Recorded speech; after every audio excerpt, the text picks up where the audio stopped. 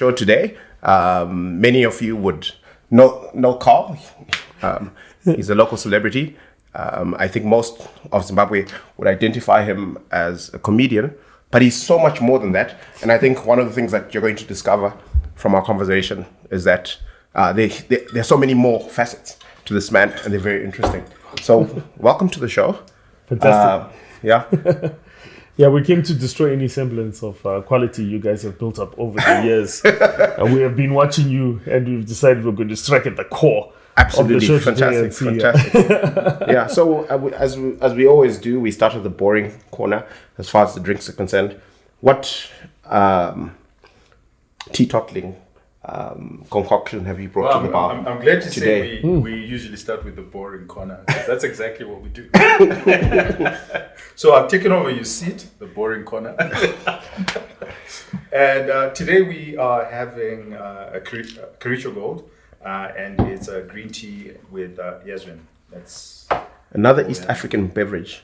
Did you just? Yeah, you know that teas are great as a starting point for fermentation anyway. So I actually feel like you're doing a lot of our research for us. So I feel we're well on our way. I didn't know this. Yeah, I mean a lot of the great beers that are coming out right now have starting beers, out. yeah. The craft beers are starting off with a great sort of Victoria Falls, where we're from now. They've started infusing a lot of the great teas that we have in the bush. So we very much thank you for your service.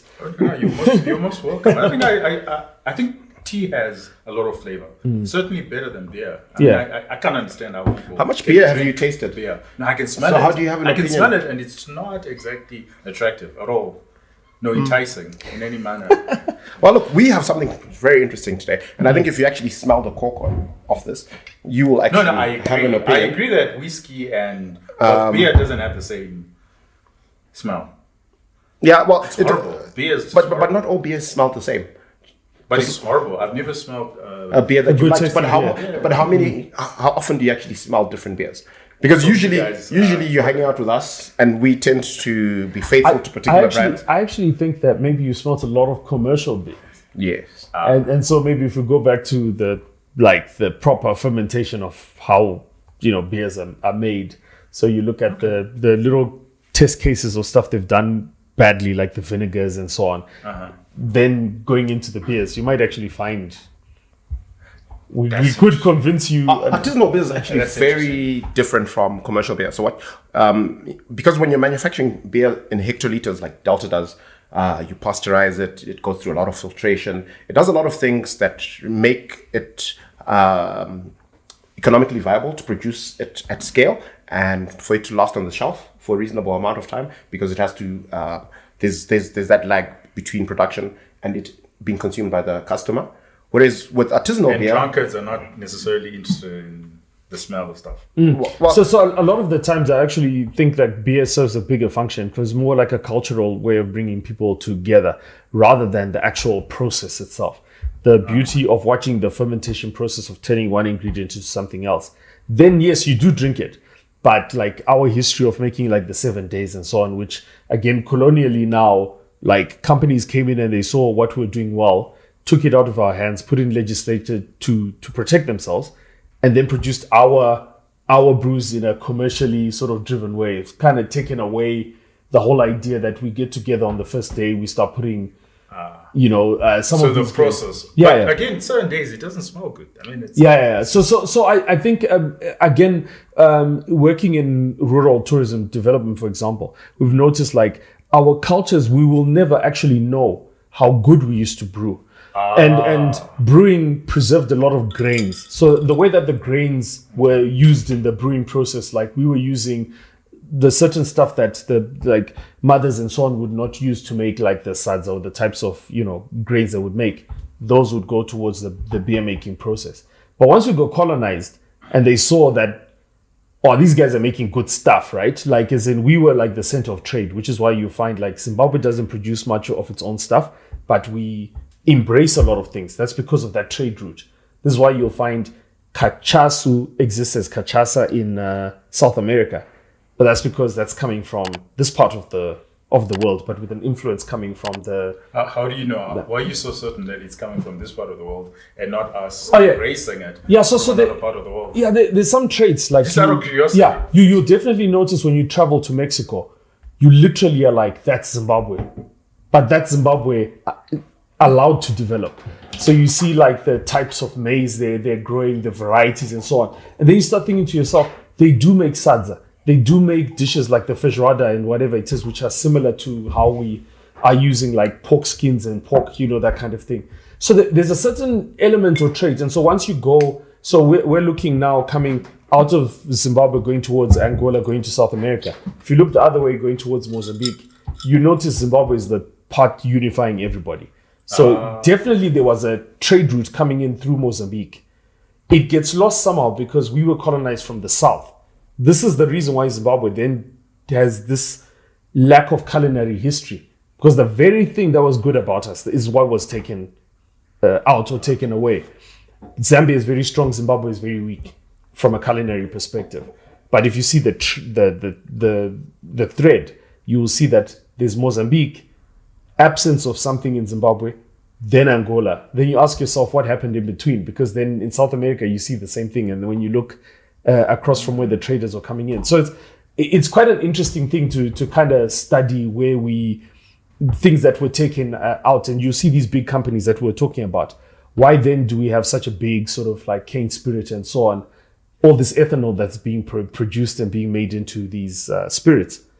And then all of a sudden, it's illegal to make it in the village. But if you look at the local knowledge, these guys know how to make gins. They know how to make tequila-like drinks. They know how to make these things, but these things are illegal. And we happen to be the only country that doesn't have an artisanal sort of process that's encouraged. It's just illegal because of, I won't mention the companies, but they certainly lobbied for it. Well, it's a moat around the businesses, isn't it? So this is from an artisanal. It's cask strength. It's but it's one of the benefits of cask strength is that it's incredibly rich with flavor. These guys called the Scotch Malt Whisky Society. They buy barrels from different parts of Edinburgh and age them, and then they bottle them. Usually this is the NHS. This is the NHS trade. This is the wow. Yeah. So this one, and they're very cantankerous, and I thought it would be really appropriate to have it with you because of your life in comedy. This one is called A Romp in the Meadow, and they always have these hilarious tasting notes, fresh and summery, runny honey, marshmallow strawberries, syrup lemon cake, and sucking a mango stone. Finish of oak, walnuts, and maize. So, could I have a look? These are like so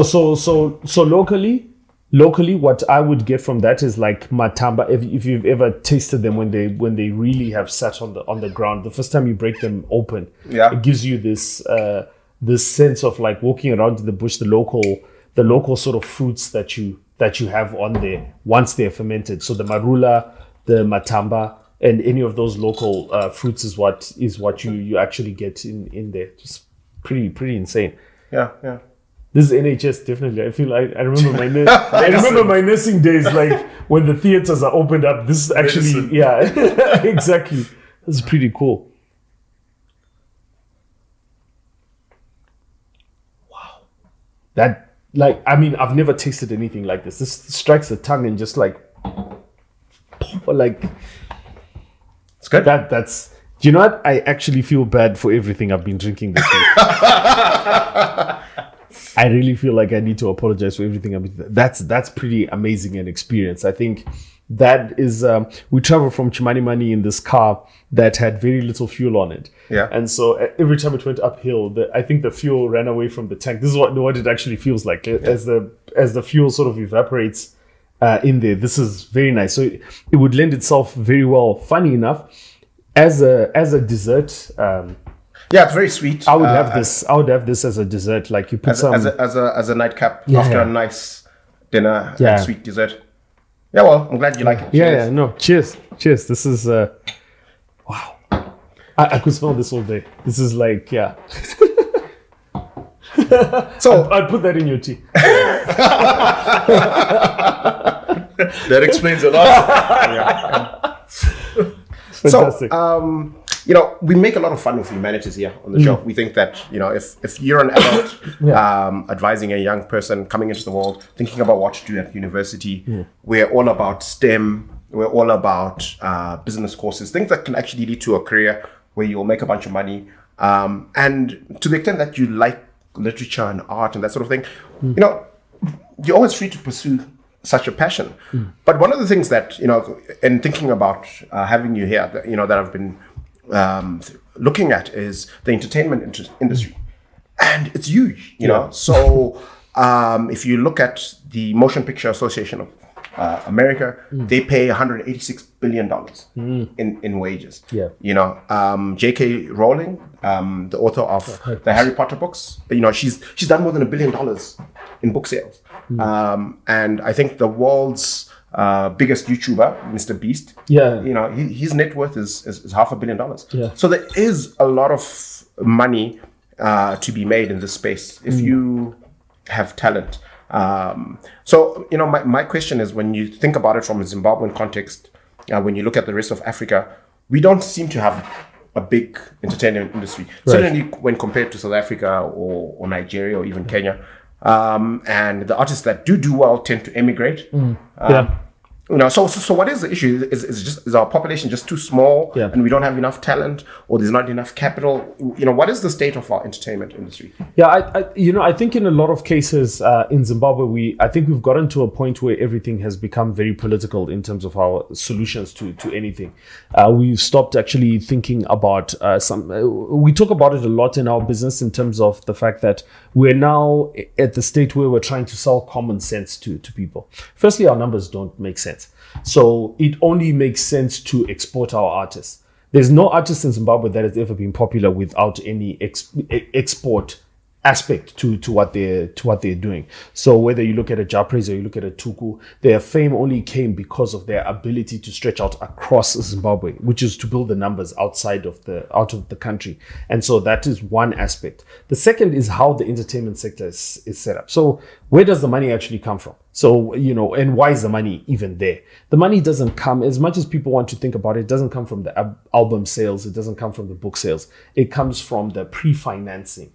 This is where the business model is. If you don't pre-finance, if you don't raise capital for what you're doing, then you have a dead artist space. So for the artist to actually think I can go out there and make money from album sales is ludicrous at best.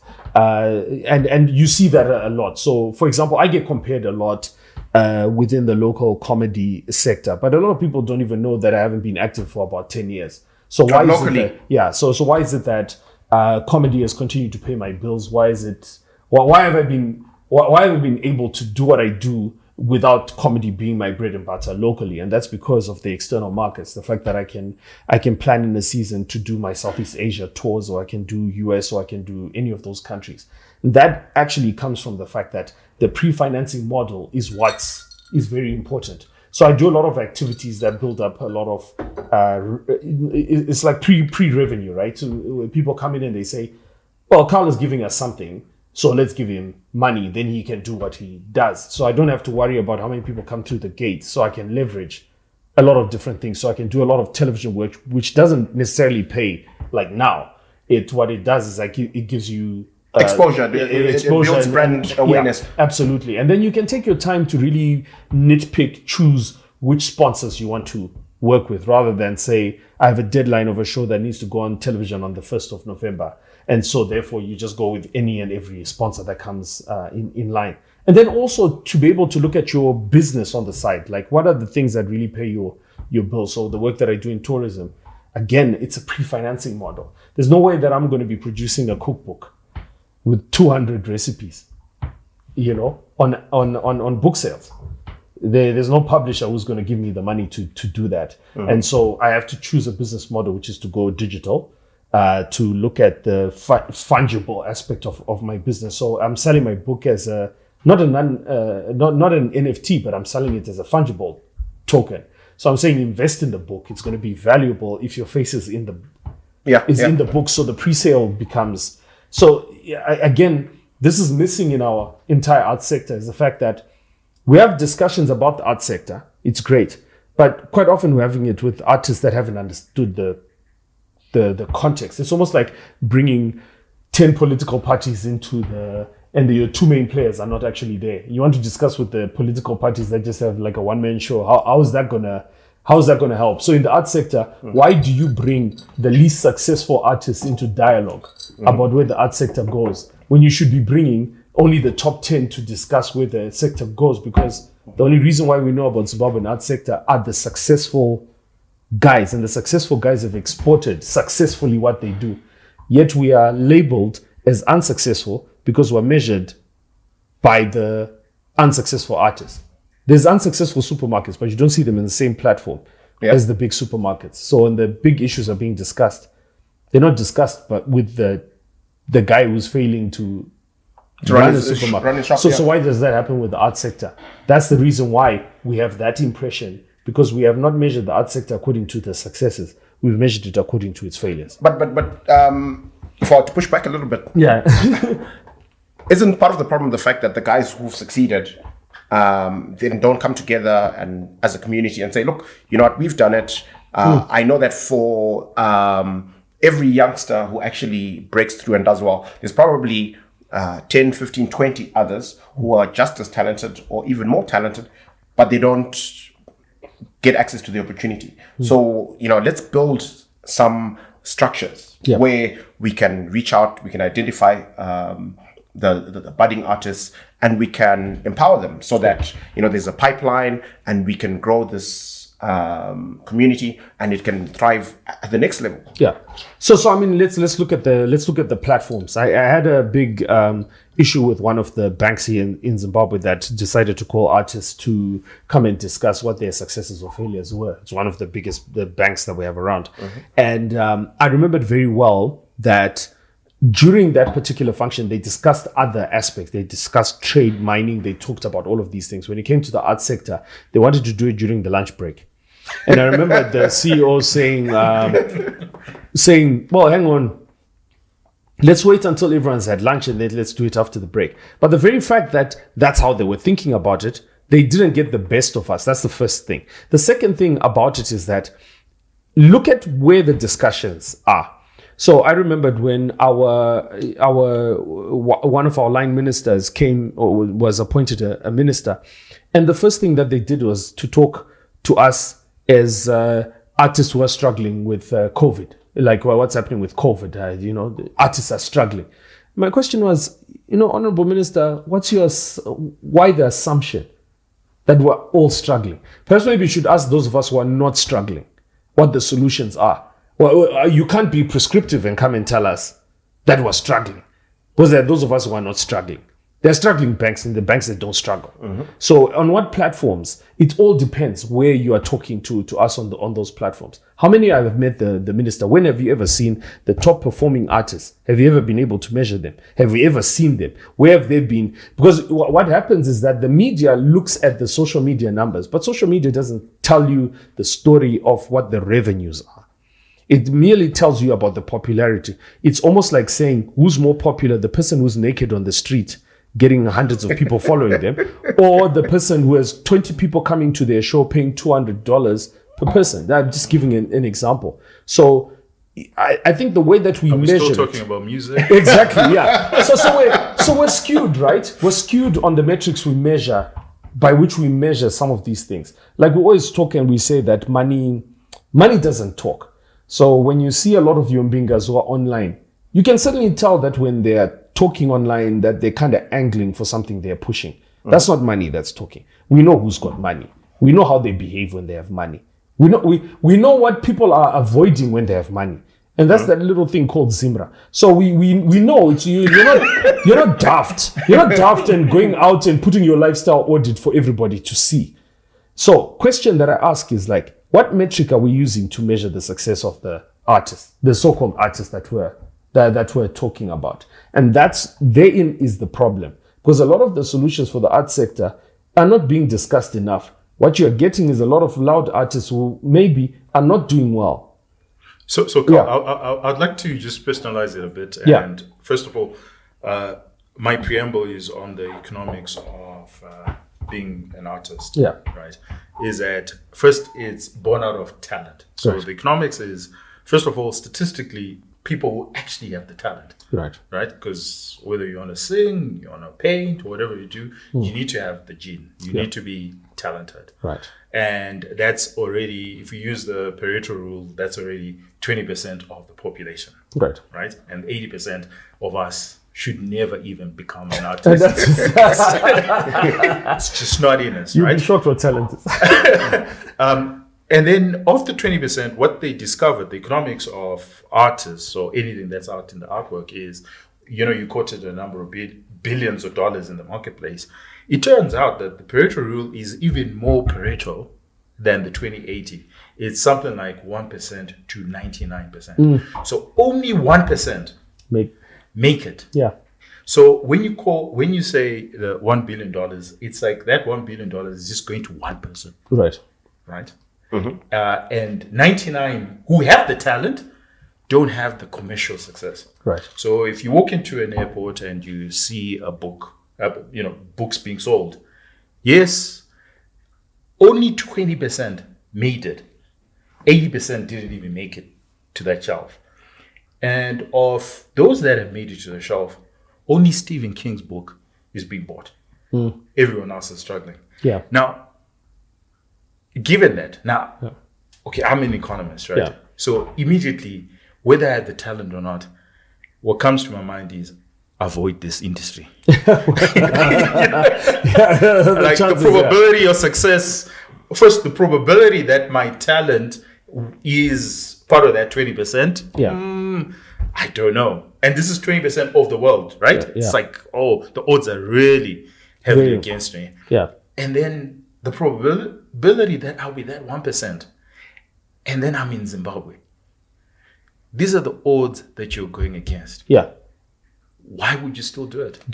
I think that now let's look at the business. So I'll tell a short story about how I became a stand-up comedian. Okay. So my parents are both late. So my mom is a home economics lecturer, and my dad is a woodwork teacher, and then a stand-up comic in his part-time.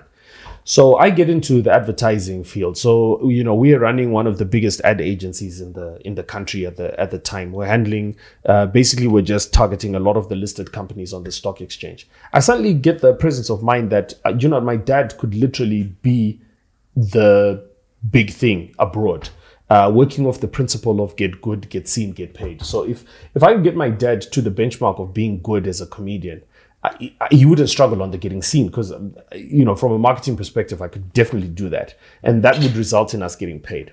And so I concoct this plan that I'm going to manage my dad. And this is where the business comes in. So the record labels, the television stations, the media houses spread their risk. They decide amongst the 10 artists that they're going to pre-finance. It doesn't take much to pre-finance an artist. So just so that you know, a lot of corporates make the biggest mistake of calling the artist and saying, how much do you charge? Whereas if they pre-finance the artist, what they could do is they could have a share of the revenue stream of making sure that this person actually gets some money. Yeah. So this is where the first mistake is that, yes, you are looking at the artist, but that's almost like saying that maize sells itself. And that's the problem with the artists in Zimbabwe, is that we look at the art sector and we're saying the maize will sell itself, then we will come in. Whereas you put the infrastructure, the maize will sell if you put in the right inputs and you have the right market at the end of it. And so the artist is merely a raw material by which then you can realize a lot of results. So let's come back to my dad. So my dad is then afraid to get into comedy. And then I decide I'm going to tell my dad's jokes. I've been doing this since I was a kid anyway. So let me do the comedy thing. But I've already figured this out. So while everybody is trying to figure out to compete with me on comedy, I'm fighting a whole different battle altogether. Comedy, I'm using it as a key of access to get in somewhere. My bigger plan is growing influence. I want to get in rooms. I want to get into conversations. I want to get into discussions. Only way I can get there is as a stand-up comic. I come in as an economist, the doors close, right? Yeah. I come in as a comic, every door opens. In fact, what happens is that I wish I had the presence of mind, had we had maybe like a vibrant sort of stock exchange. I could invest in advance because I would know where all the launches are happening. Because I know this in advance. I know which product is coming up. I know how much is invested in it. I That know would the be flaws. insider trading, and you'd be in jail. Yes, it would be, but a lot of our decisions are kind of insider trading in a way. Like, I mean, the thing is, the securities we'll skirt around these issues. I know we've had these discussions a lot. You've been living in Zimbabwe for too long. But there's a lot to do with discovery, right? Where sometimes you can read a trend. Like, for example, you can read a trend and you can say, like in Zimbabwe, yes, it's good. It's good to talk about the negative things that are happening in the country, right? The activists certainly make a lot of money from it. However, Yes, the sky is falling. The sky is falling. yeah. However, there is a huge amount of money to be made in being positive about Zimbabwe, more so than being negative. Because no CEO goes out and says his company or his product doesn't work. They know the flaws. They know they know they're working on a house of cards and it can tumble at any point. And so it's the same with the artist as well. There is no intrinsic difference between who you think is your biggest artist in Zimbabwe and the lower artist in Zimbabwe. The only difference is who's pre-financed. Who's the person who has figured out where all the promoters will come and will say, mfana, who release a album? And a lot of these artists have figured out to say, Mdara will put you in a music video. Can we shoot at your house? It's a beautiful place. The guy finances the music videos, wants to see the lovely chicks by his swimming pool, wants his cars to be shown, right? And then the artist gets some kind of value out of it. He gets a free video. He gets a free production. Then out of it, the artist actually get some kind of revenue because they've managed to leverage. And so this is the challenge that we get in the arts sector, is that those of us that have figured this out, that they're not just maize, they're not a what you call it? Commodity. A commodity. The commodity requires a system around it. And so my argument is that until and when people figure out that an artist and a bottle of whiskey are no different, then people will figure out how this thing makes money. Because the truth of the matter is, and I'll say this is controversial, the art sector has gone unchecked, unmeasured, and unaudited. And I can guarantee you right now, if you did an audit of the art sector, you take 3 tickets out of every sale that's being made, you will realize just how much revenue has not actually been looked at, whether it's by the tax authorities, by the ministries, or even by the investors. To even notice that the first 3 tickets coming out of every show is a huge return on your investment, right at scale. And this is where the challenge is. Stop looking at the artist like it's not a fairy tale. There's nothing, music, comedy, whatever it is, it's no different. It's like you've brewed a bottle of whiskey. It's the business model that goes around it, because that bottle of whiskey doesn't miraculously make its way on a shelf. The art sector is one where everybody thinks the artist somehow makes his way onto the shelf. That's the biggest problem there. So if you are having a conversation with a doubting Thomas, like Tinashe, to say, look, if you think about that tournament every year at PE, right. The rugby, I think it used to be sponsored by Kotco, and it's now the Dairy Board Rugby Festival. And over the last decade or so, you actually have agents from some of them travel from as far afield as Australia, right? Searching for talent. So you've got all these agents. That's how somebody like the Beast, for example, was spotted and ended up at the Sharks Academy. Right. So there is this understanding that the talent is there, and this is the one tournament where you can probably pick up some really talented youngsters. So from an investment standpoint, there's a whole bunch of people in capital markets looking for opportunities, and they've got no idea, how to identify the next big act. Yeah. Because, and like you said, it's like venture capital. The initial investment is incredibly small. If the guy blows up and fizzles out and dies, you're not losing hope, a huge amount of money. But if they become a huge success, the return on that is, literally 100 times, 1,000 times. So how would you convince somebody like Tinashe, who's skeptical, that, there is actually a legitimate business model there where you can look for and identify artists and sponsor them? So let me give you some numbers directly from my career. So in order to do a Joshua Ncube show at HICC, of which I occupy the bottom half of the auditorium, it's a 2,000 capacity in there, right? So I usually would go out onto the market and I'll borrow money at 50% interest per month. Yo, That's how I do my shows. that's expensive. Yeah, that's how I pre-finance. You should So talk to imagine every bank is sitting there and they're like, there's no way you're getting that return. No way. But my loan shark does. That's the and this is the reason why.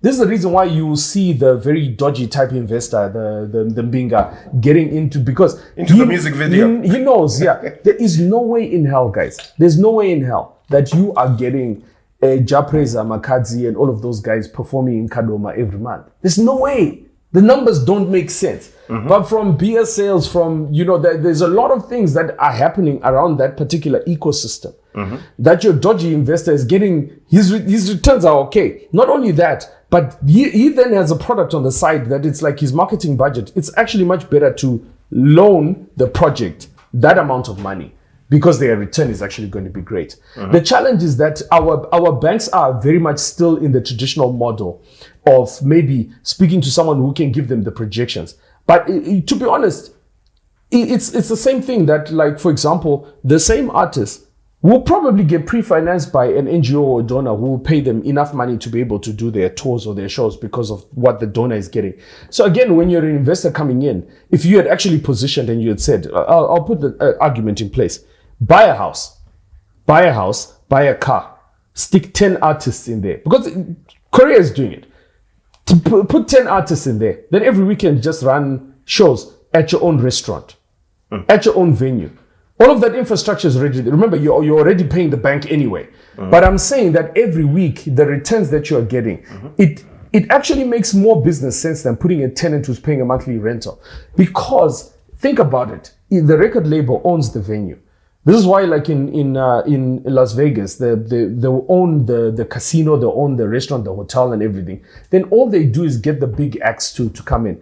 Right now, you've noticed they put the big dome in Las Vegas. Yeah, So- with the one with the image, the sphere, LEDs, the right? huge, yeah. Look at the reach that they're actually getting just with the one venue. It pays itself off.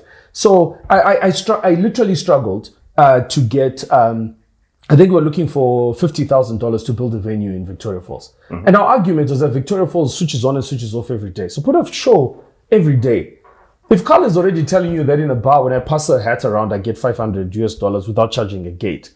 So just imagine I'm staying in your house. I'm driving your car. You are giving me that particular image that I require to induce those album sales. That's what the record label So does. I've got a subsequent question to the one that Farah asked. And yeah, I'm looking at it from an investor, from a venture capitalist or from a potential investor. And I'm going to ask you one question that bothers a lot of investors. Yeah. So when Delta or when a product comes on to my table, right, and is looking for investment, it's this thing. It does not talk back to me. Yeah. So the product does not talk back to me. It's not temperamental. You can put it on the shelf and customers can find it. Now, the thing with artists is you're the product and you are very temperamental. Right. Right? Yeah. And you haven't standardized. So if you look at Vegas, for example, their consequences are not showing up. Yeah. Like real consequences. And the industry has standardized itself. Right. So, and I hear what you're saying, that part of it is, well, to manage this artist, then get him into a house, car, because then you can standardize and you can manage him. But it's still a human being. Yeah. And human beings misbehave. Yeah. So that's part of the problem that I, as an investor, might actually be more keen on, Kericho tea Than than an a artist. human being, because a human being, I have no idea how they're going to behave. Yeah. So we could book the show and then they don't show show up. up, yeah. Or if they show up, they become political. Yeah. Or I have no idea. Yeah. And because of their, their psyche, naturally, artist psyche is anything is possible. Yeah. Yeah. So What's your response to that? Yeah. So I think the thing is, ultimately at the end of the day, what makes us businessmen is to understand the mountain or the product that we're dealing with. So we know for a fact that licorice will induce severe diarrhea if consumed to excess. That's not the feature we sell. The feature that we sell is that is that it's a sweet, it's gummy, it's chewy, but we don't really sell the side effects, right? And the pharmaceutical industry has been very good with that. Like I'm a diabetic, so I know half the things that I take have huge side effects. But the pharmaceutical industry has learned that, okay, we get it, there's side effects. The biggest challenge that we make in Zimbabwe is that we believe that when it comes to the arts, everything else must have different rules. When you're farming, you have droughts, you have bugs, for every problem, there's a solution. So we have looked at an artist, the worst of us, and we have said, he didn't show up for a show. So therefore, all art this is what the challenge is. But I'll present a different idea to you. It costs $2,000 to fly an artist around the world on a round the world ticket. So if you buy me the ticket today, the promoters are willing to pay, say, between 500 and so just to give you a scale. So like in terms of comedy, corporate rate is 3,500, right? So if I charge 3,500 for like an hour, and then for those that can't afford it, it's 1,500, for example, depending if I want to do the gig or not. Then the comedy sort of shows that we're doing globally, we're doing 15 minutes is about 200 to 500 US dollars. So get me in as many comedy clubs as possible, and that's your first starting point. But imagine you bought the ticket. You have announced that there's a show that's happening. Do you know that we did, during Robert Mugabe's time, I think we did about a year in Southeast Asia. And one of the banks actually came on and they said, test out our MasterCard to see if it works. That's what our pitch was. We'll use your MasterCard and show every time it's being swiped. Unfortunately, the card didn't work. But we got the money anyway, right? We got the money. So what I'm saying is that we have been able to leverage our position, but I often lament the same thing, that you could have put the money earlier. Like I've been telling my fans recently about, I've got these WhatsApp groups. I've got thousands of people in WhatsApp groups. So I give them recipes and so on. And I was telling them that I'm discontinuing the groups. And everyone took it to mean that I'm not making money. And I said, no, my focus in business is different. I cannot be giving you free recipes, because it makes no business sense to be doing this. I've got a book, and everyone was like, no, but we can help you sell the book. And I was like, no, don't worry. I've pre-financed the book though. It's not your money I need. What I'm not liking is your behavior as supporters, because yes, as much as I can leverage the hell out of you with my sponsors, what I don't like is the fact that you think you shouldn't buy my book in advance. It's just a principle. And a lot of artists just don't do that. And so there's this conflict. So like, you're right. You can look at an artist, but as an investor, seriously, as an investor, looking at a product that has features you don't like, you usually will mitigate against them. You will usually take a risk based on how you can mitigate against those. So what happens if the artist doesn't show up? Well, the mitigation is this product doesn't talk back to me. Okay, so we're not going to go into this rabbit hole. No, we're going to move. We're going to move on to something adjacent to entertainment, which is easier for Tinashe to understand. Right. The products that don't talk. Which I like those a lot. Which is tourism. Yeah. And you've done some work in that space as well. And one of the things that we like to lament a lot here is the fact that, in terms of actual destinations, we as Zimbabwe have phenomenal resorts. We've got the Victoria Falls. We have all these amazing game parks with, so the opportunity is huge. But our tourism sector is actually not doing very well. Just recently, one of the hotels in the Victoria Falls shut down. We're always lamenting the price of domestic air travel. I mean, it's cheaper to fly from Harare to Cape Town or Durban than to fly to Victoria Falls. So you are actually an ambassador of Air Zimbabwe. Zimbabwe, yes. once upon a time, I don't know why anybody would take such an assignment. I'm always an ambassador of Air Zimbabwe, guys. That doesn't die. Yes. Why Air Zimbabwe? It's one of the zombie companies that's being bundled into this Mutapa fund. But so part of it is the currency problem. Part of it is the perception of the country. What's your take? You know what? To be honest, it all comes back again to what we describe as insider trading. You can bet for and against, right? You can bet for the success of a product, or you can bet against it. One of the things that was very important for us as a company is that we needed to take a long, hard look at the parastatals and what leverage they could give us. Because there's, I often have this nightmare of ZANU-PF, ZESA, ZBC, Zimra, Zinara, and all in a brainstorming You're session. making the producer very nervous with this. So all these companies are in a brainstorming session, right? And I wake up in a cold sweat because I'm like, there's no way that these companies should be in a brainstorming session. And then I realized something very interesting is that Zimbabwe is lacking a great deal of corporate leadership from a lobbying perspective.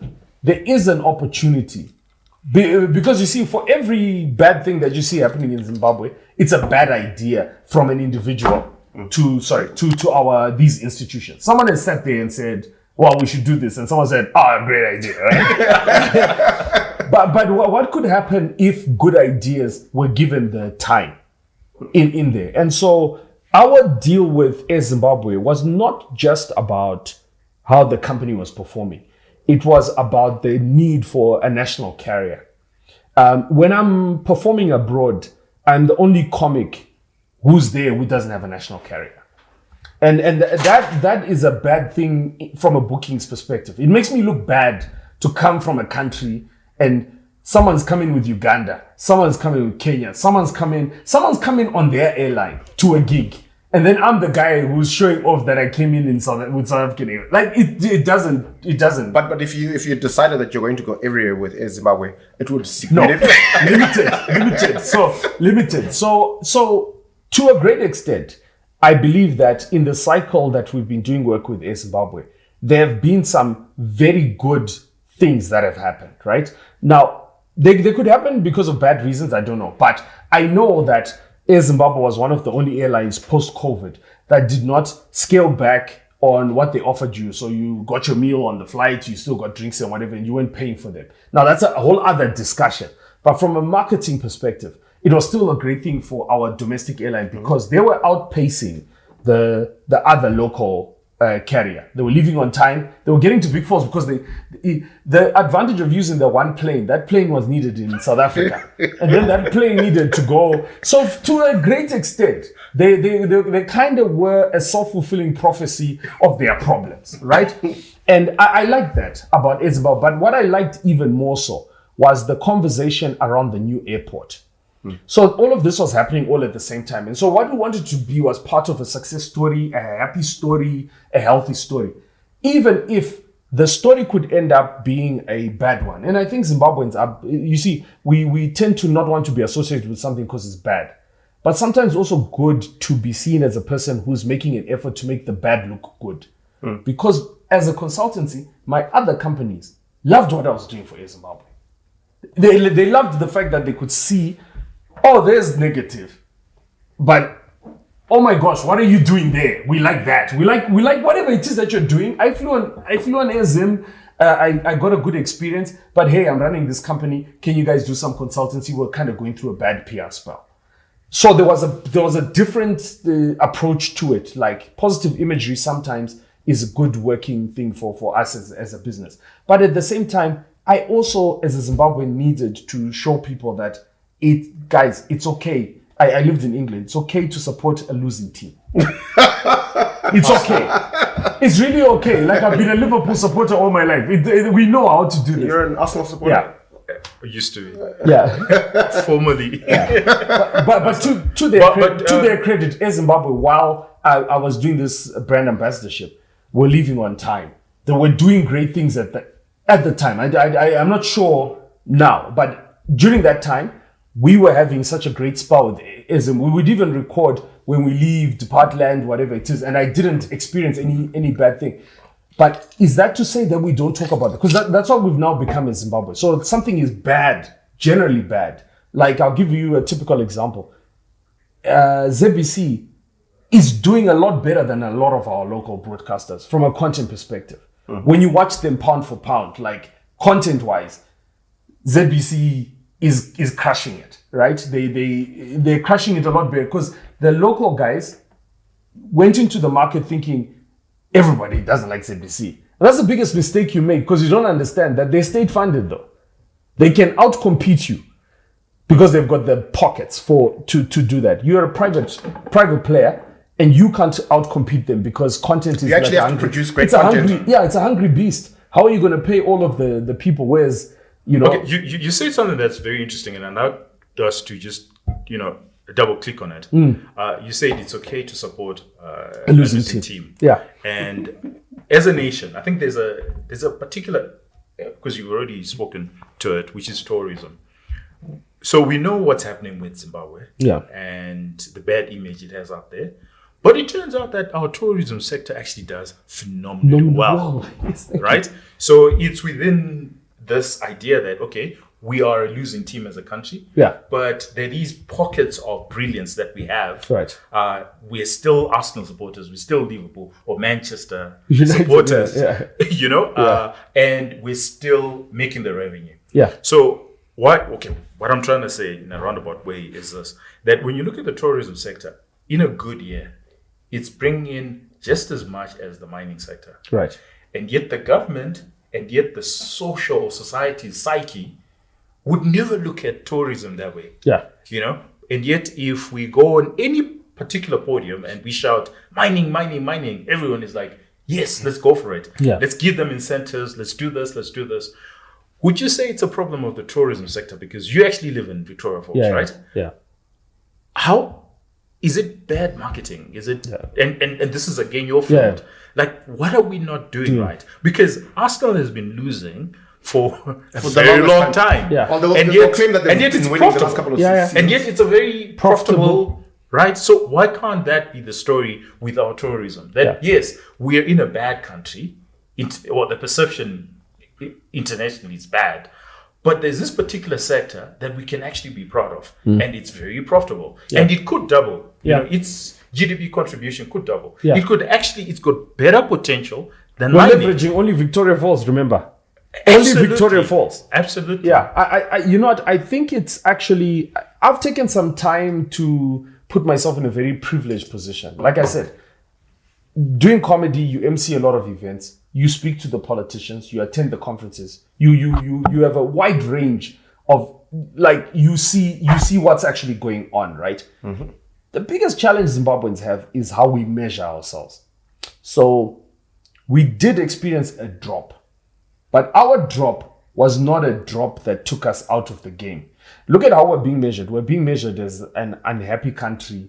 We're being measured as a civil rights type thing, but we're not being measured on revenue. Like, as in, like, you put the numbers and stack up the numbers of the economies. They don't want to use those metrics to measure us. And while we dropped, I actually think we're just snobs. So we think we are that far out of the game, but we're nowhere close to being out of the game. So we are like an Arsenal. We are like a Man United. We are like a Liverpool, where for our club, yes, it's disappointing to be fourth. We don't like that. We hate it. But does it mean we're zero revenue? I would say, unfortunately, because Zimbabweans don't travel, we don't have that baseline or comparison. We don't see that. Like, for example, another comic, Loiso Gola, said to me, he said, it was very encouraging for me because I traveled to South Africa to go do gigs, to perform in the comedy clubs. And when I perform there, I'm staying in my own Airbnb. I've flown myself and my wife there, and then we perform in the clubs. The clubs don't pay enough money for us to be able to be in South Africa. Quite often we can be there for 60 days just doing gigs. We're doing that for the recognition, fame, that kind of thing. And Loiso Gola makes the contribution that for you to have arrived, bro, you're already higher than all of us. We can't do the same in Zimbabwe. We literally cannot leave our country to come stay in your country for 60 days doing comedy.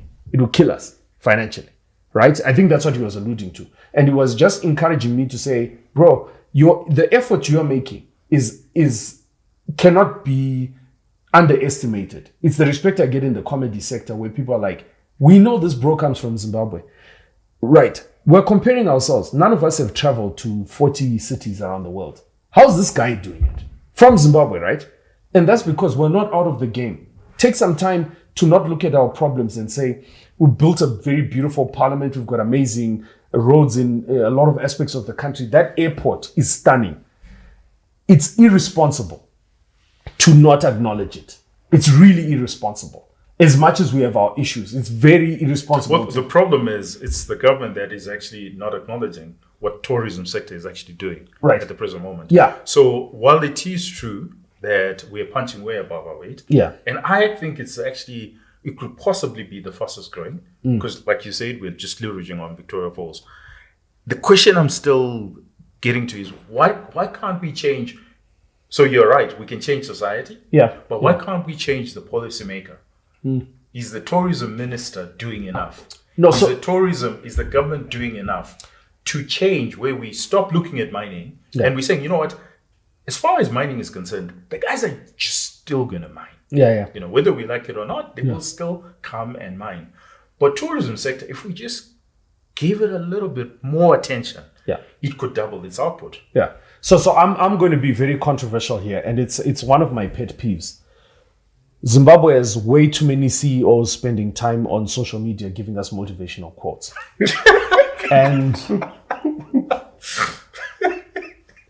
and way too many of them spending time in the church and whatever it is, right? Their job is to lobby. This country was built off very great lobbyists. They lobbied for sugar, they lobbied alcohol, they lobbied fuel. There's a reason why this country operates the way that it operates. It's because there are dark rooms where people have sat with the leaders and told them this is beneficial to the country to do and important to protect. Is the reason why franchises, international brands do not stand a chance in this country. As much as a lot of people want to skirt around the issue, but lobbying, the corporate sector leads the way. And once the corporate sector, unfortunately, once our CEOs enjoyed sending their kids to private schools, and they could have a small house, on the side, whatever. Once they got happy with doing that, we lost a lot of leverage that they could have had. Because there's a lot of brands that have come into the country. They've lobbied. It's the reason why certain beverages are cheaper than others. There's a reason these conversations happen. And for as long as we don't have a country of strong lobbyists and we have CEOs that sit and they'll say, listen, today's revenue is 13.5 million. What do we do? And their first thing is to go on the parallel market. That's their strategy. It shows the lack of innovation. It shows the lack of... So in fact, what's actually happening even now, you see a lot of funds going to 17 to 35-year-olds for innovation. What life experience does a 17 to 35-year-old have that they can give us a solution? So these kids are busy coming up with Ubers and whatever, but they're not actually generating actual innovative products. So all I'm saying is I'm just offering a different take, because once you get a CEO online complaining about how much a room or accommodation is in Victoria Falls, we've lost the plot. That's an argument for the guy on the street. The CEO should be in the back rooms. There's conferences, they happen all the time. In fact, actually, the ministry is creating dialogue. And I'm coming here I'm supporting the government in a way by saying, listen, they do create the platforms. But it is irresponsible to think that the government comes up with ideas. Because the government regulates. In fact, ideas have to come from the private sector in such a way that the government says, whoa, guys, chill with the ideas. How much tax are we making from all of this? Then everybody has to go to a secret room and say, guys, tax 5 years, let's employ a good 10,000 people. That's how this comes. But the minute you are saying that the president has to go and generate ideas for us, as a country, guys, we are a failed state, if that's what you're saying. Because what's supposed to happen is that the Zuckerbergs, the Elon Musk, those guys are the ones that will say, we've created a platform that allows you to be able to monitor 5 million people a day. Then we've got something worth talking about, right? We've got a reason why the government will structure all the banks, the industrial military complex to put in money, create billionaires out of these guys, because they are producing something that is essential.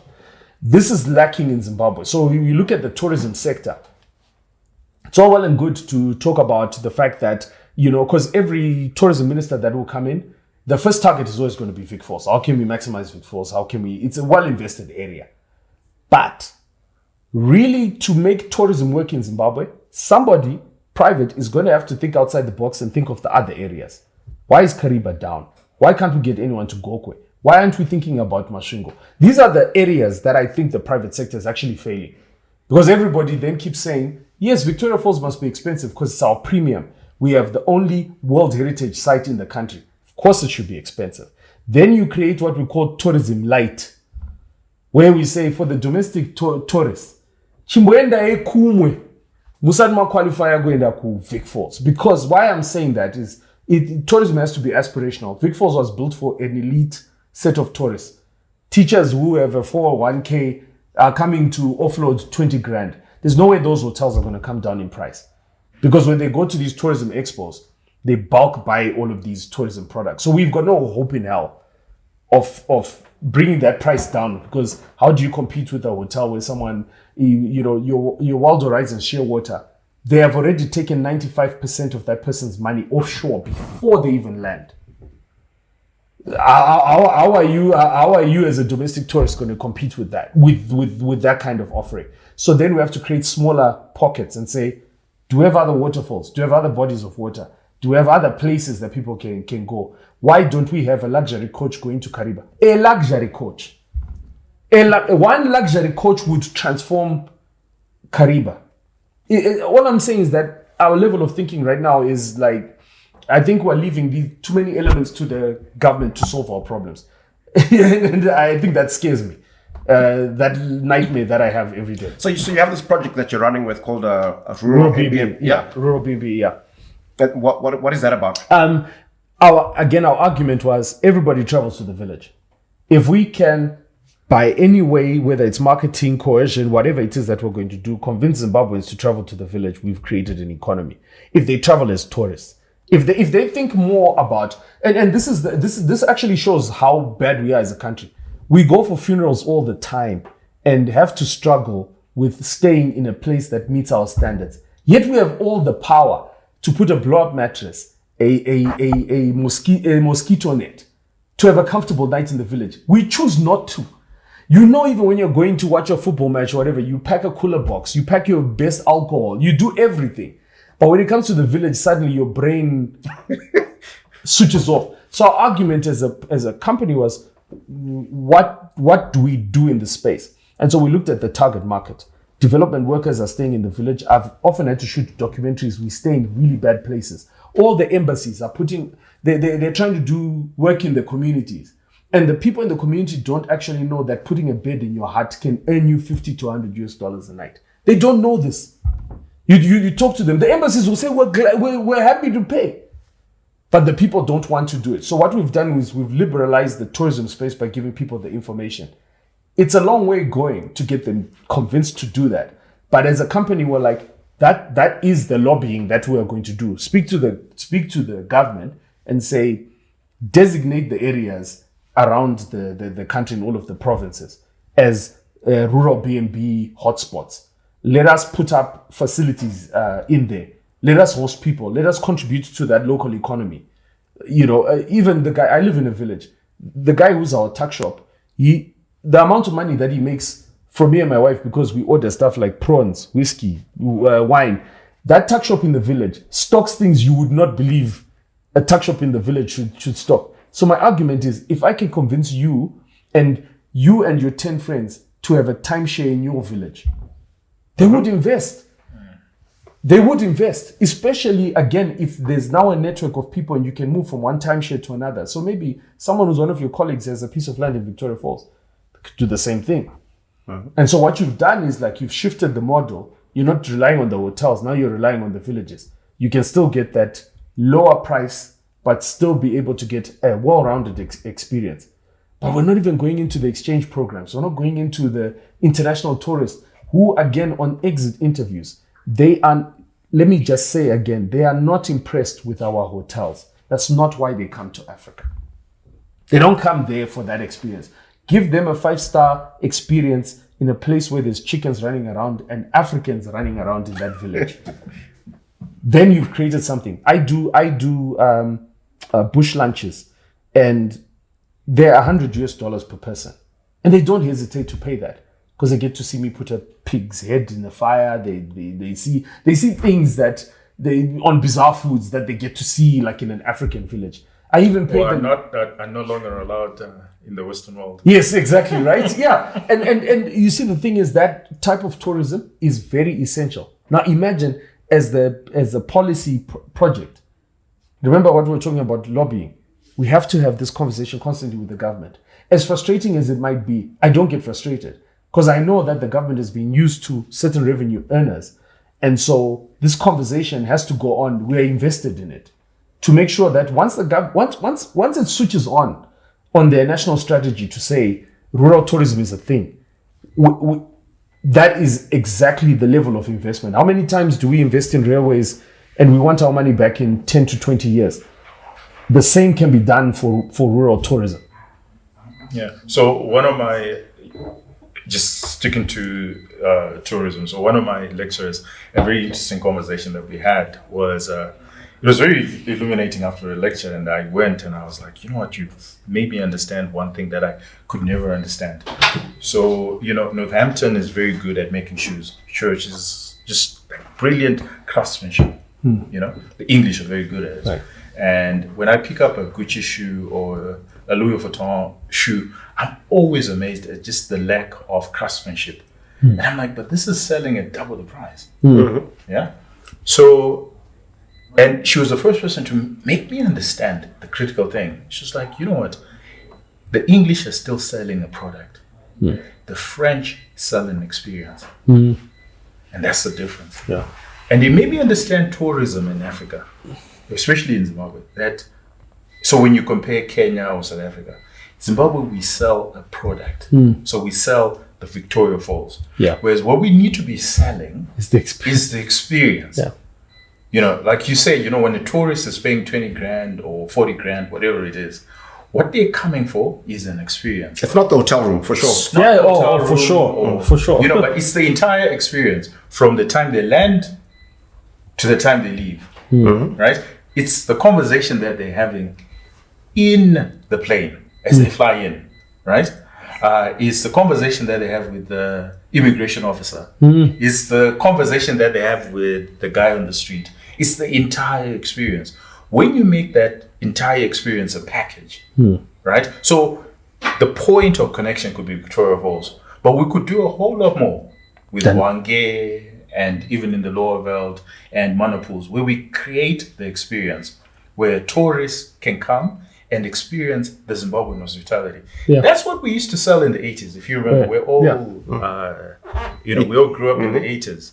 Yeah. If you remember, it was about the hospitality industry was selling the Zimbabwean hospitality, the Zimbabwean experience. Whereas now, when you watch our TV adverts or whatever, it's usually we are selling Victoria Falls. What are your thoughts on that? Yeah, so I think you're very right, 100%. So if you look at the top 10 big or new earners in the tourism sector, right?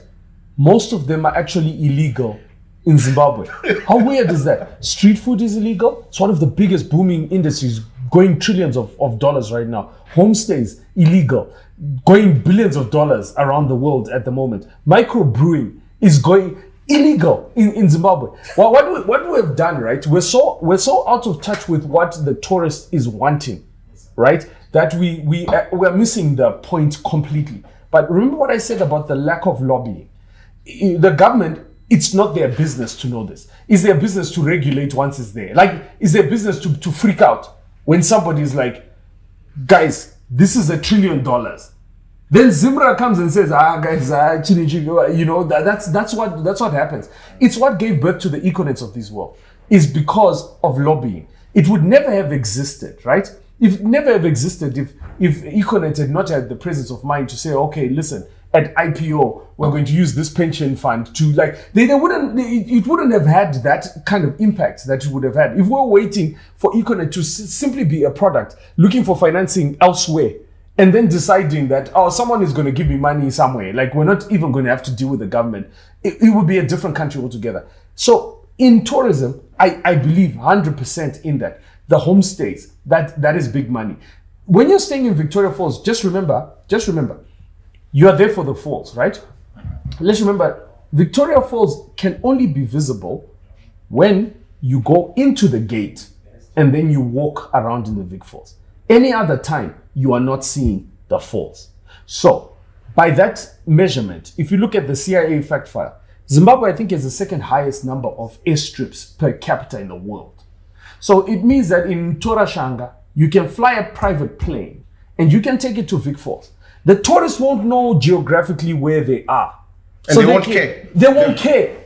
So my argument that we're giving some of the people in our community is that being close to something does not mean you earn more revenue. So if you're staying in Vic Falls, it means that you're staying at the closest hotel means you walk to the Vic Falls. If you stay further away from Vic Falls, so most of the safari camps, you then earn from the private hire of the charter of the plane, the transport costs, the lunch and so on. So your revenue further away is actually a lot better. It's the reason why Cape Town makes more money from Vic Falls than a lot of our local players do, because they're further. So proximity. They're adding an experience. That's Right, actually a very good exactly. point, because it's interesting that you highlight that, because I found what happens is what someone is willing to spend in Cape Town, they can increase their revenue by up to 50% by just adding a flight to Victoria Falls. So somebody spends 21 days in Cape Town and they say, you know what, of your 21 days, 2 days or even a day, because you can do a day trip now. Right. Yep. Right? A day trip, we will add Victoria Falls. And by just adding Victoria Falls, their revenue increases. Yeah. So if you look from a strategy perspective, now let's look as investors now, right? As investors, let's look at the Victoria Falls Stock Exchange, for example. I wonder if we were to lead a number of companies to IPO on the basis that you can have breakfast in Egypt, lunch in Victoria Falls, and dinner in Cape Town. That's a very big possibility, right? And what would make this key is that if we lobbied that the tariffs between these three centers were reduced by 10%, it could cause like a seismic shift in the tourism sector, especially on this route, to say, okay, fine, we can bring people from the Arab state, bring them into Zimbabwe, end them in Cape Town, return them to Europe.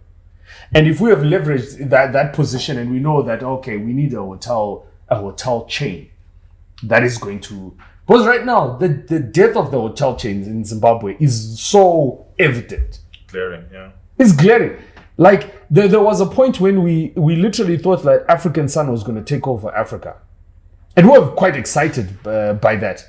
But again, like we said, my biggest criticism is that once we send our kids to private school, once we are in that particular lifestyle. It's interesting that you say that, because in my mind, what's getting me excited is, if you think about it, instead of selling Victoria Falls, it's very possible for us to sell Cape Town and the Serengeti, but staying in Victoria Falls. Right. So you fly into Victoria Falls, but we're saying, hey, you're able Day to trip. go Serengeti, day trip to the day trip. Serengeti, Yeah. Cape Town. day trip to Cape Town and anywhere else. Well, usually it's a 21-day package, Yeah. right? And within that 21-day package, we center on Victoria Falls, but there's a whole lot more that you could do. Right. In Zim, as well as outside of Zim.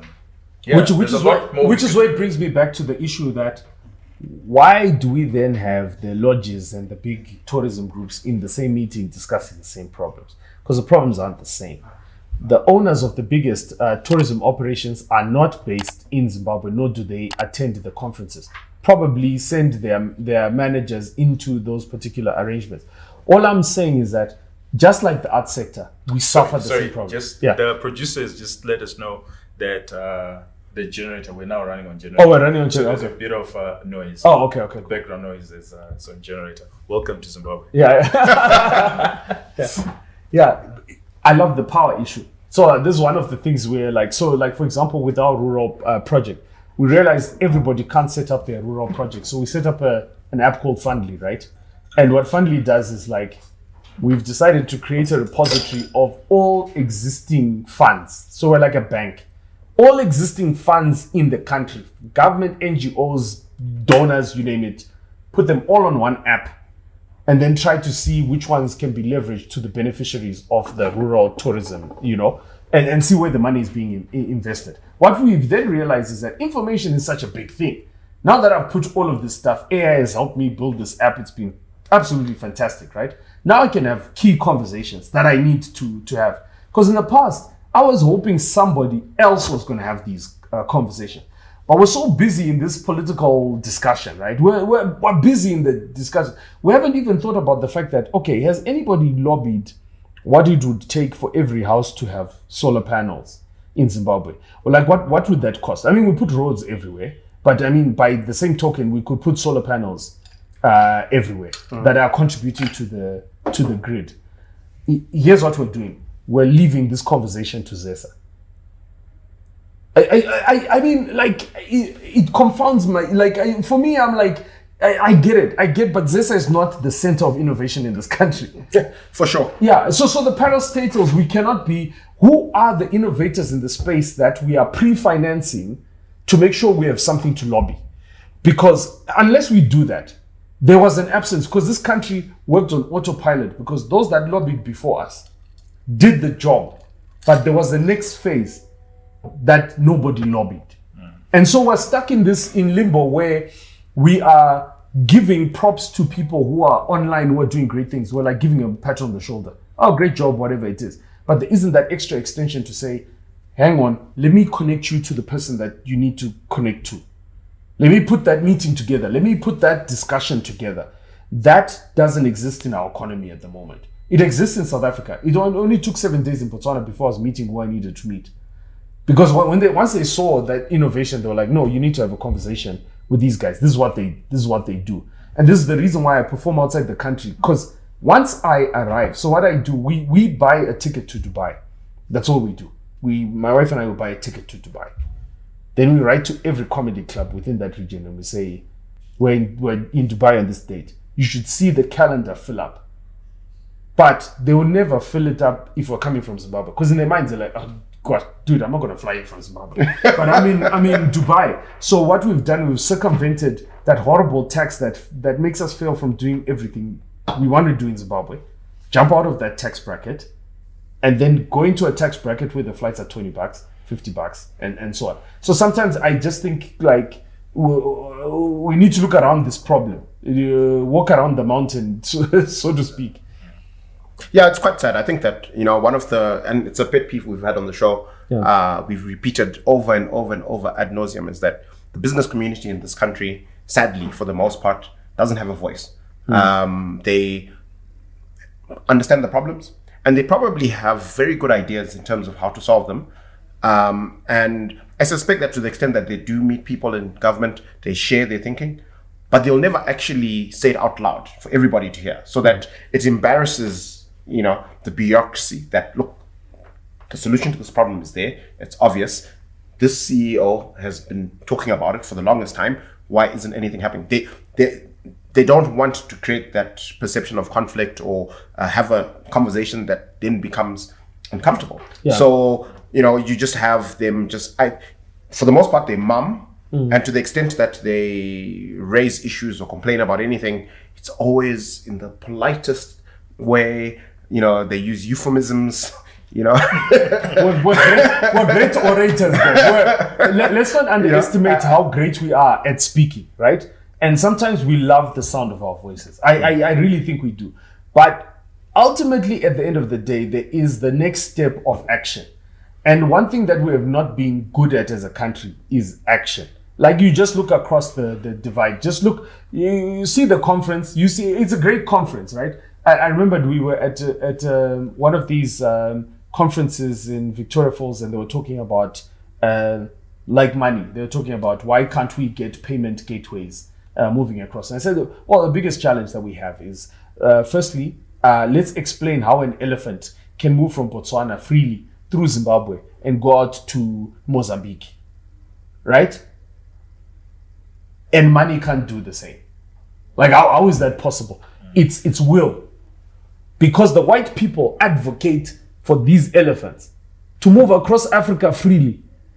But we are not willing to make dollars move across, because we spend more time. The reason why Zimbabwe was liberated was because in the liberation struggle, we did not allow people who were not part of the liberation to be in the same meetings.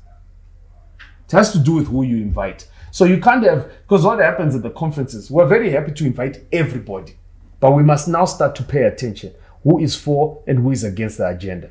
So the agenda is very clear. We need a payment gateway in Africa. We need to have a conference where we're not arguing. We know it's clear. It's not an argument anymore. A card must work here. It must work across. A company must be able to be formed. It's simple. Oh, good luck with the Zim dollar. We're working in Botswana now. And, but anyway, let's you know, another pet peeve that we have actually is that, you know, and I want to commend you on this aspect because you've written a whole bunch. You've got a cookbook, you've got an autobiography. Zimbabwe's got a lot of really riveting, amazing stories, you know, like whether it's the bankers in the early 2000s, the experience of building these big institutions, the experiences in blowing up some of the institutions, whether you know, there are incredible stories in the realm of politics, in the realm of sport, but unfortunately, you know, a tiny percentage of the players in these great stories actually take the time out to write about them and make them available to a broader audience. So I just want to get a sense from you what your experience has been publishing it. Maybe it's not as hard as people think it is. How have you, you know, what was your experience and what advice would you give to all these individuals out there who have been part of great stories that I think the rest of us as a country we would benefit learning from? I think firstly, the bigger problem, right? The bigger problem is always debated a lot, right? We're very clear about the bigger problem. We're never clear about the little issues, right? So the little issues going forward, what leads us to fixing the bigger problem. No one ever wants to allow the smaller steps because we have a bigger problem. So whenever you're taking the first step, someone will tell you the bigger problem. So let's look at publishing. We'll say there aren't any publishers, so we shouldn't write. You can't get a book deal. You can't do any of that stuff. But I argue against it in the sense that I share my stories on a daily basis on social media, but I'm very conscious to make it a chapter. So like I write a chapter on social media. I will argue with a person on any good day about the economics and whatever it is, and I'll write lengths and lengths about it. But I realize if I can do that, then I can write a chapter. So I'll write a post and it's a chapter. I store it on the side. And once it has reached what I believe is that stage of canon, it gets put together and then I self-publish. Regardless of how many mistakes are in there, because I believe future generations just need to know what the story is. Yeah, for so sure. One of the narratives that has always been taken away from me, you know, I started an ad agency and so on, and then, you know, got kicked out of my agency and so on. And I allowed that story to be told by other people, right? So that's what motivated you to write. You needed your version of the story to be out there. Because people couldn't understand what my confidence was, right? People couldn't understand why I believe that it's important to create your own clients. Like when we were running our ad agency, I remember that at the time we were handling African Sun Kingdom, all of these companies. Then one of the main things I was tired of going for the companies that are already established because they never allowed us to be part of their story. We were merely servicing a story somebody else started. So we needed to start with clients from scratch. We meet this guy who is selling drums of fuel. And then he says, Carla, I need you to do a flyer for me. I'm selling drums of fuel. I was like, Nkoma, can we make an advert in the newspaper? Let's pretend you're an actual service station.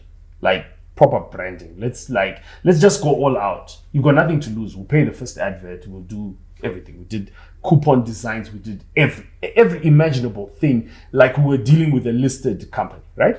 That was Kuda Tagure, right? At the time. And you know, when I look at Sakunda today, whether you like it or you don't like it, one thing remains very clear. Companies start from zero, and then they become whatever it is that they become.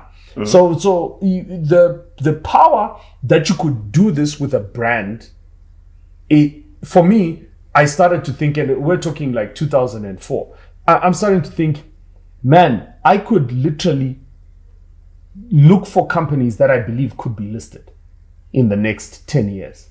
And if I invest enough now, my exit position is going to be fantastic. Yeah, it is, because all companies started like that. Yeah, unless they had the right narrative and story and, you know, that kind of thing. So how did that relationship evolve with Sakunda? No. So Sakunda still maintained the same agency till today. Still today, my partner still works with Sakunda, right? Even though I'm no longer in the mix. But for me, it was like that there showed me what the capability was. What you could do with the Zimbabwean brand. And for me, I've done that over and over again, right? We've done that over and over again, whether it's like with artists, you meet artists right at the beginning. There'll be artists that'll be like, make Carl right at the beginning. You know, you look at like Philly Nandi when she wanted to just start a cooking operation and she's having breakfast at our place and we're just laying out to her what we are doing in the industry. We've done it with comics, we've done it. So the issue is like, you know what? There is a possibility in this country. We could write the story ourselves if we could. If we allowed ourselves to do the baby steps. But what often happens, and you see this on the Twitter space, you see it, Zimbabwe has a lot of issues. A lot of issues. On the political space, we've got a lot of issues. But like, there's a documentary I'm working on where I've gone around the country doing a documentary called Voices. We're not actually discussing the actual, like, this boy who's in Bulawayo who got funding to do a hydroponics kit and now is building hydroponics kits in the back gardens of people in Bulawayo, right? Against the water crisis. Now, if we discuss this more often, I wonder where we would be. Like, investors would be like, you know what? Give me 10 of those youngsters, Carl. You see what you're doing, Carl? I think I like that. Let's just put, because you could group, I think with 50K, you could group 10 innovations together. It's actually cheap to actually get in. If you're serious about venture capital, you could literally be, because a lot of in those NGO spaces want to put in. So the whole thing about narrative, writing books, communicating that, we must communicate these small stories. Because if you don't give them the voice, then people don't know where to put in the money, they don't know where to put in the time. So if those small voices are not, and this is an encouragement to people who are like, you don't have to write the book, but at least write the chapter. Write a chapter, get a chapter. I do this, like, I've been self-publishing for a while now. So how do you self-publish in Zimbabwe? Yeah. Like, how, you know what, for the benefit of our audience, for people who have a great story and they're mulling how to get it out there, how do you actually self-publish? So I'm doing a book that's called Starting From Scratch, which shows how I'm starting from scratch, right? I'm starting a concept from scratch. And so I set up a WhatsApp group. It has 5 people. Then I'm like, I'll give you free business advice of how to start from scratch. How I started a lot of my startups, sold my little startups, did whatever it is that I'm doing. And it starts 5 people, you know, then eventually it's got like 500 people. So we monetize it. Anyone who's joining from now, it's now $5, right? And I'm putting a chapter every week. And so we're putting a chapter every week. It goes from $5, it becomes 10. Now it's 25, right? So 25 to join the group. I've already now started pre-financing the actual publication. The publication. So I now start employing interns who are now managing the WhatsApp group, right? But then I create a mentorship program where I say, listen, anyone else who wants to learn how we got to this point and how you can get to this point with your projects. So now we've got a group of like 800 people who are in a group who are being mentored. So I give them mentorship advice because I can't meet one-on-one with anybody. I can only give information when I wake up 3 a.m. in the night and I need someone to talk to. I just plug advice. Mm-hmm. I plug information. I get TikTok videos. I don't reinvent the wheel. This is what I'm doing. Mm-hmm. The guys on there, I now get an NGO that says, oh, we love what you are doing with young people. Is there a fund that you need? I was like, yeah, sure. That would be great. And so we write me a check. Yeah. But all of these, if you notice, I'm solving a problem for myself. The reason why I'm doing this is because, you know, I'm a guy who has gone through a lot. I suffer from depression. I've got a lot of bad things that are happening in my life. And in solving my own problems, these things become actual products. I don't intend on them being a product. But my wife and I remembered at some point, we're like, we're not going to be buying groceries every week. So I told my wife, I'm going to learn how to cook well. When I learn how to cook well enough, people will just give me food. So we'll never struggle for food. Because sometimes your solutions are just, they're just out there. They're just there for you to figure out. Is that how you got into cooking? Yeah, because I started you've always been a harnessing foodie. My mom was a home economics lecturer, but I had to look at it now as a business and say, well, if I've got the genetics, surely I can make these genetics better. I can, on skill, remember there's that get good, get seen, get paid. So I get good at cooking. It's costing me a lot of money in the beginning. But I know, remember, I'm taking the position that I come in at $1, I'm going to exit at 10. So my issue is like, if I invest in myself well enough today from a cooking perspective, which means every meal we cook must go online. It must have the right, we start improving our phones. We start improving where we eat. We start improving all of these things because it's now part of the business itself. Before you know it, we're no longer paying to do that. But in Zimbabwe, we're trying to solve problems that have nothing to do with us. We're trying to solve a problem, so it makes us money to solve our own problems. Whereas I'll tell you, 2015, I survived on barter trade alone.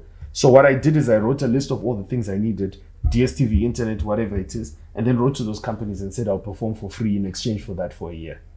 So I found I got more value than cash because no one was going to pay me that money. But they all have product. Hotels have rooms. So instead of getting the hotel to give you money, get them to give you the rooms because they know in 24 hours that room expires. So give you rooms. So when you get rooms, you leverage that. You go to another guy and say, well, I'm going to be in Mtare. I need 5 gigs. Now you're not paying your accommodation. The promoter is happy you're not charging them. You're sharing your part of the gate. I'm no longer going back to that loan shark, remember, to give me that money to do the show. And so that's where it comes from. So the publishing actually helps me. Every time I work on a book is to say, I'm working on a cookbook. So while I'm working on the cookbook, I start a WhatsApp group where I only had 1 picture I was sharing. Next day I had 2, 3, 4, until I had 200 pictures of food. But by then I'd already written 200 recipes. By then I now go to the sponsors. Can you imagine we've now had to delay the release of our book by 30 days because all the sponsors, Qualcomm, Seapride, all these guys have said, no, wait, don't publish. We've got some stuff for you. Do some stuff with it. And we're also paying for it. So I think we run for the money first. We don't run for the value that we are going to add. The value we're looking for is how much are you paying me for what you're going to do? I'm looking at giving my clients value. I leverage that value with someone else who, I can get money from, which is the difference. Yeah. That's a fantastic business model. Yeah, the producer's jumping up and down. Oh, okay. He wants us to wind up. I'll give you the last word, Mkanya. Well, this has been very riveting in a lot of ways, and I think that there's a lot more we can talk about. He's done quite a number of things, and I think Carl, you're a good example of a good artist. Someone who can actually manage. Or not an artist. Maybe like not an artist. I think. Well, you are talented, right? You are talented, and I think it would help a lot of people within your sector if you could speak more and more to that. Right. You know what? How can someone invest in an artist or somebody who is talented and get a return? That a lot of it has to do with managing the product. Do I want to share that though, or do I want to keep that for myself? Because no, I think The end of the show. yeah. Well, you can, We always end when I'm anchoring, we end the show with a toast. Oh, okay, cool. So thank you so much for coming along this journey with Carl and Tinashe and I. Thank you. Have a fantastic weekend. Be good. Yes. And if you can't be good at it. Cheers. Cheers.